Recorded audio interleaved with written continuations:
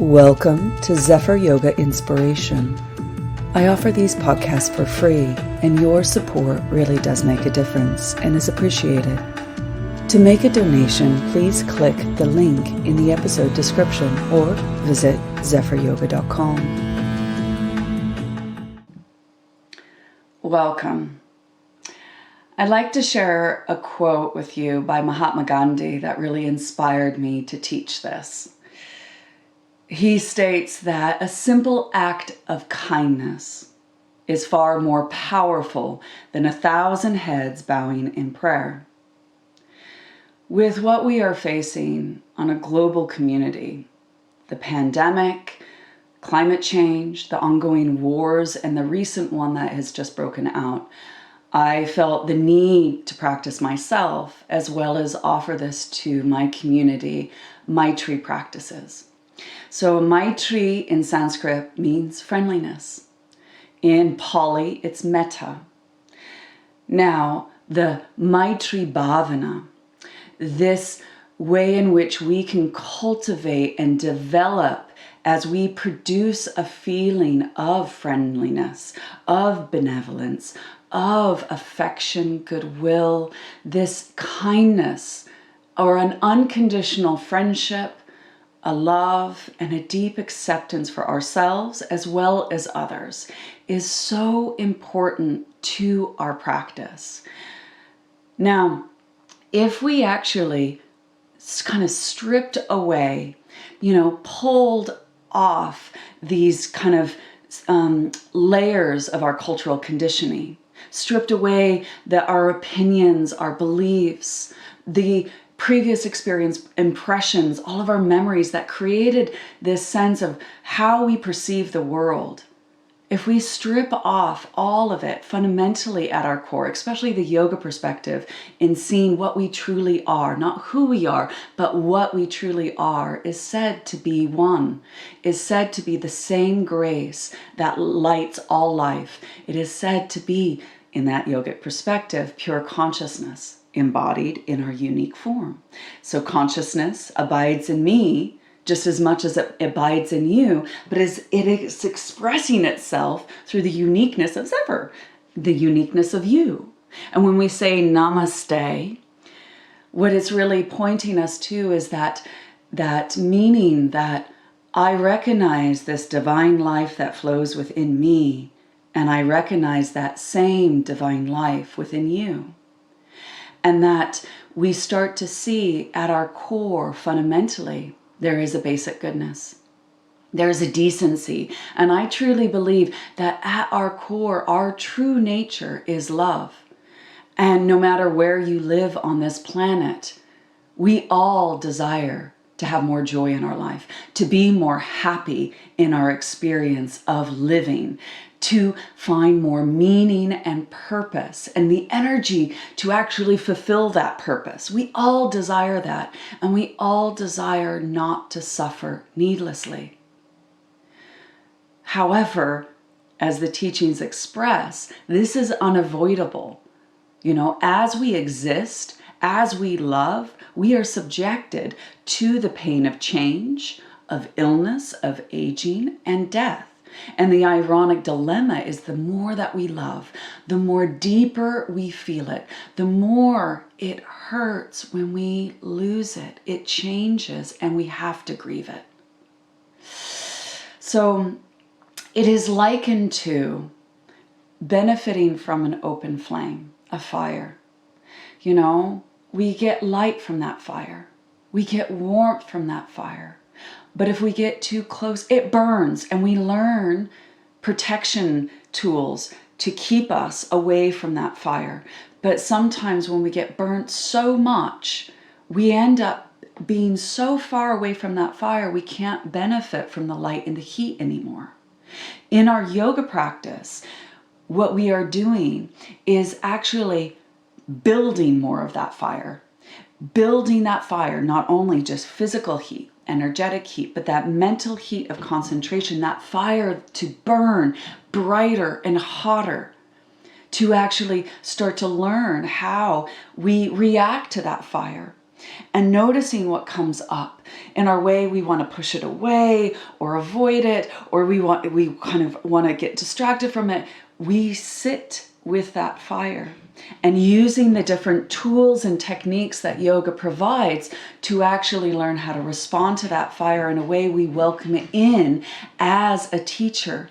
And as we benefit from that warmth, that light, that heat, we start to see that we become transformers. We have that alchemy to actually, that pratipaksha bhavana, whatever comes our way, we can actually transform it into actually seeing that that fire is essential to all life. So there is a beautiful quote that says that I survived because the fire inside me burnt brighter and hotter than the fire that surrounded me.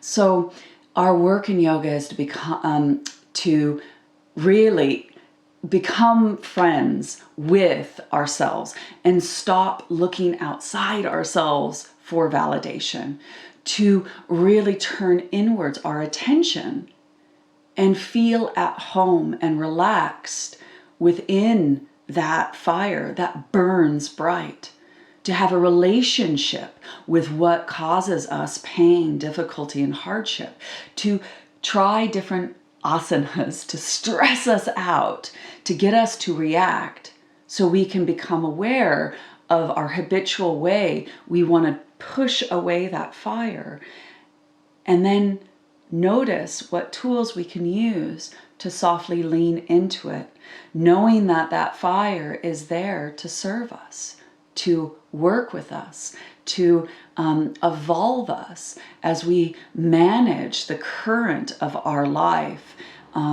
that is flowing. And it's just giving more tools to be more resilient and be able to have a more fulfilling life. So in the Yoga Sutras, it states out that we humans, all of us, are going to be subjected to mental emotional afflictions. We call these the kleshas. There's 5.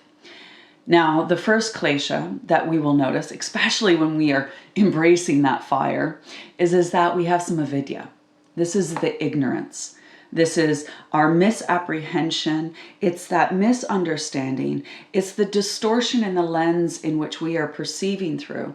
And I'm sure, like I have done this, and I'm sure you have done this. You've come to a yoga practice, and you've done a yoga practice, but you were not there. You weren't even aware of what was actually under the current of thought and emotion.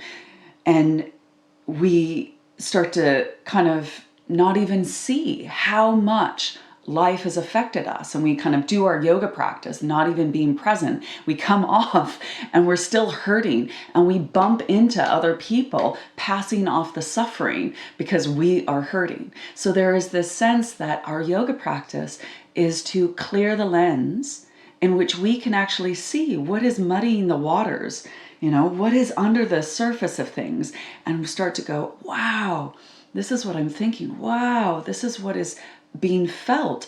Wow, this is what's pulling me into my dis-ease, my pain, my sorrow, my anger, my suffering. And so as we use our practice to use that heat and that light to clear our lens so we can see into the truth, this starts to then unfold in for us to actually start to work with Ashmita. Ashmita is our egotism, a thinking more or less of who we actually are. This is that distorted sense of self. This is that limited self by limiting us by our labels, by limiting us of what we can or cannot do, by limiting us of what we have or have not. And that sense of defining ourselves by the smallness of ourselves. Our yoga practice is to unravel those knots, unravel those stories that we tell ourselves, unraveling our own harsh judgment and criticism, and starting to see not just who we are, but what we are and what we will always be. Is that consciousness trying to express itself in your unique form and to align to a right-sized ego. We need a healthy ego to actually function. So this sense of understanding the ego that is more aligned to your true nature, love, joy, this inner awareness in which you are always free. And so that unfolds into the next klesha, which is raga. And raga is this klesha in which pulls you into yearning, this desire, this craving, this addictive reaching and grasping for something more pleasurable than this moment. Because this is like feeling, oh, too hot, too painful. I don't want to feel this, so I'm going to reach for something more pleasurable. I know I've done it. I know you've done it.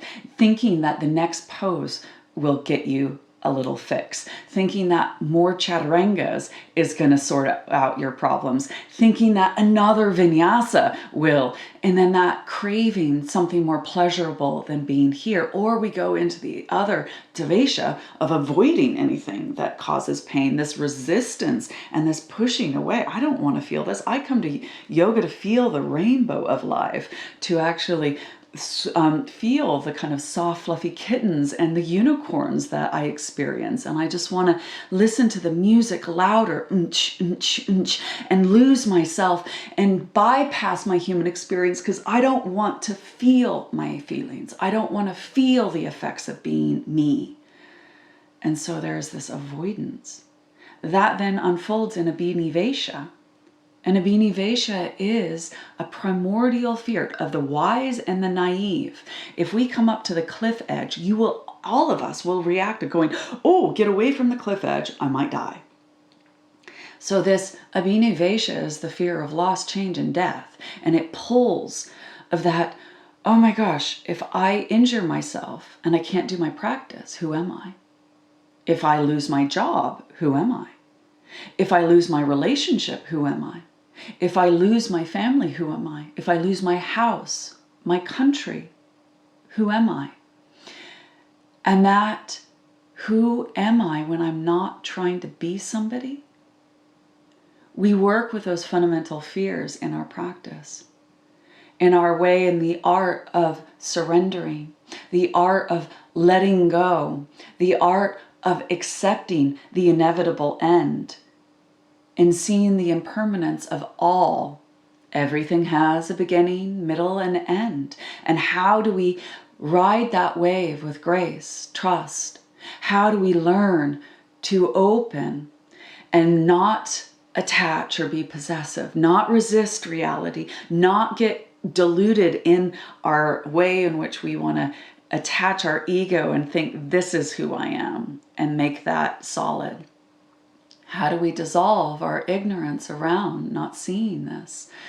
And so we work with the flow of our practice, the grace that flows within us and around us. And we start to, in practice, notice these kleshas bubbling up to the surface. In the Yoga Sutras, it states in Sutra 131 that you'll notice them in 4 ways. The first way is you'll notice your negative thinking, the judgmental, critical thoughts. And there is this thinking brain that is constantly trying to, one, protect you. You know, that's ultimately what it's trying to do. But there's a knowing brain that just starts to look at it and go, wow, we're having a really hard time. That is really negative. The next thing that you'll feel is emotional distress. All of a sudden your practice opens up the armor, and underneath it is this vulnerability of your pain, your sorrow, your loneliness, your sadness, your anger, your resentment, all of the emotions that percolate up, and it feels very unsettling. That opens you to the third symptom of these kleshas being present, is instability felt in your body. You'll feel a rigidity where you find it so hard to let go. You'll find your body shakes because you're affected by your life circumstances. You'll find that you won't be able to sit still in your asana. And you'll just notice this constant trying to, avoid feeling, your body reacts in this somatic way. The last thing is that you'll notice disturbances in your breath that mirror the disturbances in the mind. So we have a tendency, as we're practicing yoga, notice that you're holding your inhale all the time. And you're like, And it's this reaction of either an anxiety, fear response, or you're angry and you just can't let go. Or you're holding out on the exhale. And there's this disassociation, this depression that you just are like, I can't breathe in any life. I just don't have it in me. And you hang out on the exhale. Or you will notice these little speed bumps in the breath that mirror the speed bumps in the mind. As we have experienced that our breath is directly linked to the mind and body. It's what links the two. It's the yoga. It's the union. And this is the thing, is that the reason why we feel homeless, I think this is a quote by John Donahue, an Irish poet, he says that the reason why we feel so homeless is the mind is always abandoning its home. And in that way that we start to recognize where we leave ourselves, where your attention goes, your breath will follow. And your breath is a vehicle for prana, that grace, your life force. So prana and the mind swim in tandem. So where your breath goes, your mind is there. Where your mind goes, your breath and prana is there. So what we're trying to do in our practice is starting to notice when we return back home, and then all of a sudden speed bump goes and we vacate and abandon. And so turning the mind back to the breath, absorbing the experience of starting to know what is disturbing the breath, and then starting to be accountable and responsible to the mind and noticing what thoughts, stories, commentary that are pulling you out of practice. So with that, there is a solution, and it's in the Yoga Sutras. So this is not me, this is just the teachings. And if you can practice this way, what you are going to be doing is finding that yoga of merging the mind back home in its body and this intimate relationship. And the first solution the Yoga Sutras offer you in Sutra 129 is to move inwards. Instead of seeking something outside you, more stuff, more followers, more likes, more labels, all that external stuff can't fill that void. But what we can do is move inwards and cultivate that self-awareness and deep self-understanding. As we accept what is in this moment, we then devote ourselves to a disciplined practice as we wake up and become more self-actualized, transcending old patterns and habits as we transform ourselves into what we have always been. What we will always be is that underlying layer of all creation, consciousness embodied as us, as we recognize ourselves. So, as we move inwards, the second instruction in Sutra 132 is that we focus on one thing at a time. I know in my life, I got 2 teenage daughters. I got bills to pay. I got a relationship to nurture. I have classes to teach. I have clients to take care of. I have yoga retreats I'm going to, and I have travel restrictions. I have taxes to pay. And all of a sudden, my life feels very overwhelming. And then I kind of focus on my body and I'm like, oh my gosh, I got an ache and pain and I'm aging and I can't do the asanas like I used to. And we become overwhelmed and we like, I don't know, just focus on one thing at a time. And I would suggest focus on what is the most noisiest, physically noisy, energetically noisy, mentally, emotionally noisy. And as you focus on one thing at a time, what we are meant to be cultivating, Sutra 133, is a non-judgmental, loving awareness. 2, friendliness, Maitri. 3, a joy, a happiness, so mudita and sukha. And then 4, karuna, compassion. So this loving kindness and friendship towards ourselves, in which we connect to that natural joy of being alive and find compassion for our sorrow, our difficulty, our hardship, the kind of cracks that feel so wounded. And as we find this equanimity in body, energy, and mind, that loving awareness that is not disturbed by life's events, not drawn into judgment or contempt of us and other, that these 4 attributes really inspire us to bring us to peace of mind, body, and heart, to welcome all as a teacher, to reframe our relationship to what is present. This Maitri is our ability to live with kindness for our messiness, our shadow side, where we feel that we keep falling short, that we're not enough as we are, the areas we find difficult to accept. We embrace and show up on our mat and welcoming all, connecting to that flow of grace that is within us, around us, working with us and for us to wake us up to its presence in everything, as we embrace that fire that feels so hot and that burns so bright, that we acknowledge what is going on, floating into the current of our, life, what's underneath the surface that's muddying the waters. And that way in which we give ourselves the permission to feel more fully. As we calm the current by refining the breath, the inflow, the outflow, we allow this feeling of sensation to unfold. We actually use the light that we're cultivating from our heat of our practice to heal us, to inspire us, to transform us in a way in which we start to awaken as our mind becomes more stable, at rest in its true home, our heart. And in that, we start to open to this moment, to see clearly into the truth of this moment and see where we're going in life. See what direction we are moving. And as we have a clear purpose, we feel that we have that energy to keep going, to keep showing up. And ultimately, where we are all going, where we are all longing to be, is at home.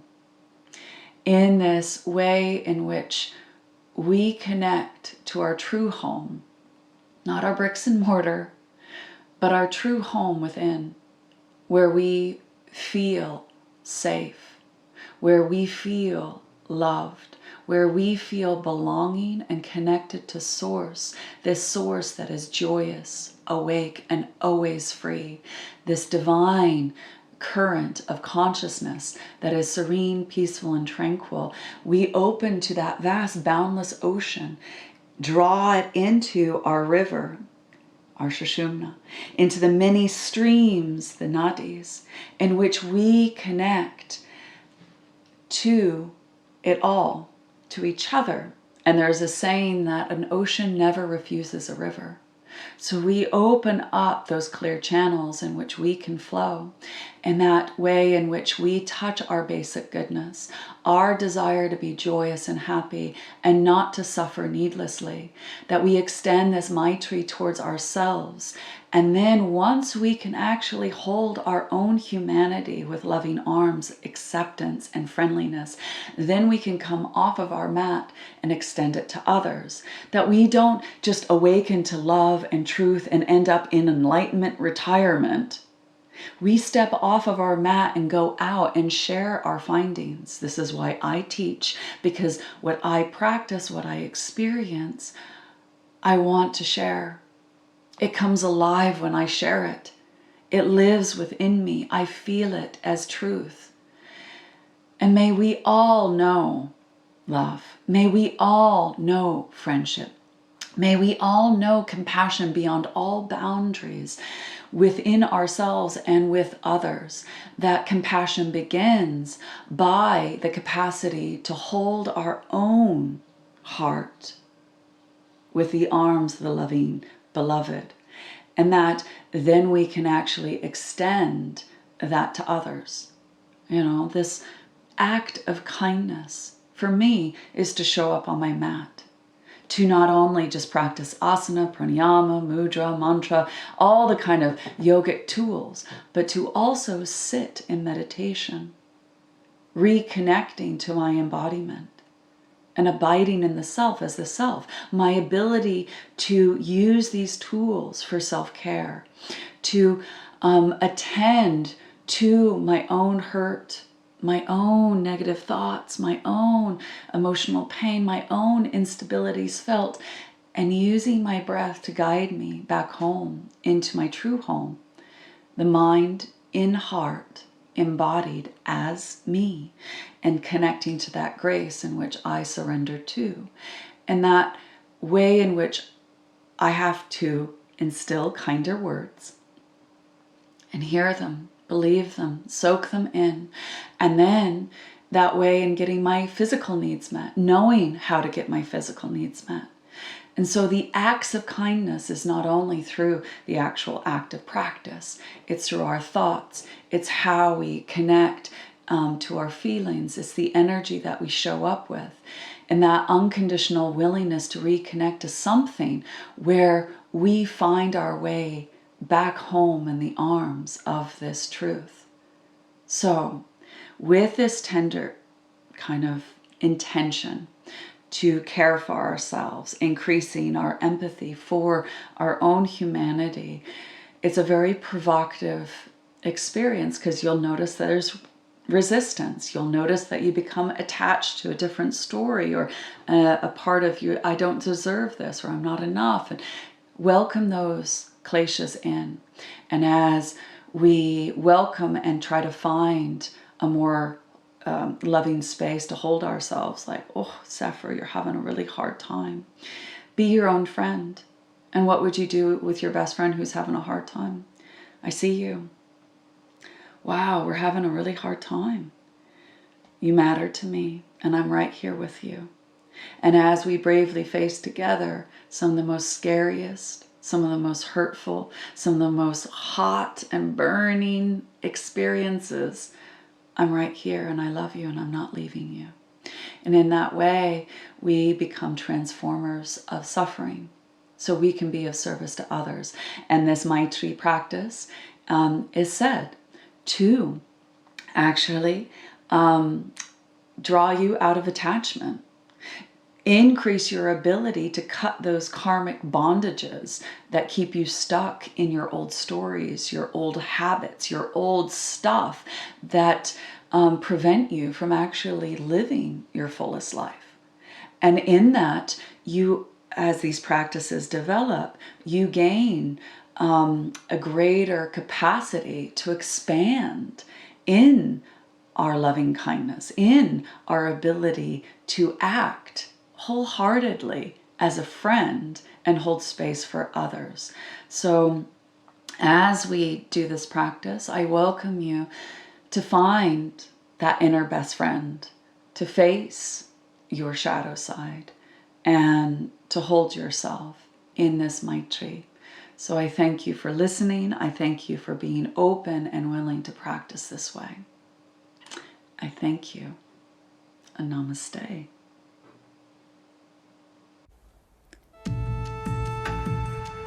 If you would like to continue to practice, find out more information about the topics discussed, or to donate to this podcast, please visit zephyryoga.com or follow the link in the episode description. I thank you.